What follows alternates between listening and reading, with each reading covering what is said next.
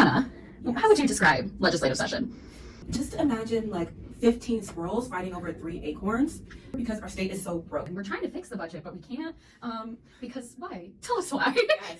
If you've been following along, you know that New Era Colorado came out and supported House Joint Resolution 1023. We wanted the courts to weigh in on Tabor's constitutionality. We wanted to have this conversation of the fact of like our tax system is not great right now. This is why we are in this deficit and we can't pass legislation. However, this was not scheduled for the House floor. And honestly, that's all we really wanted is for people to start having this conversation because it's desperately needed now more than ever. Can you give us any insight into why the legislators didn't want to talk about this measure?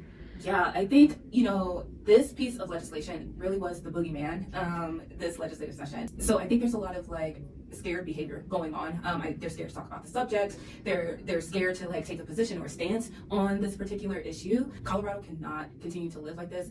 Young people not only want wealthy people to pay what they owe in taxes, but also they want things like higher education, healthcare, our roads, housing, well funded so they can see a brighter future for Colorado. So that's what's happened with our tax work thus far, but just stay tuned.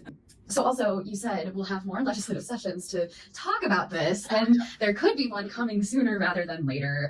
That might be a little bit out of the norm. And can you talk a bit about like why that'll happen and what we know is coming down the line from the federal government?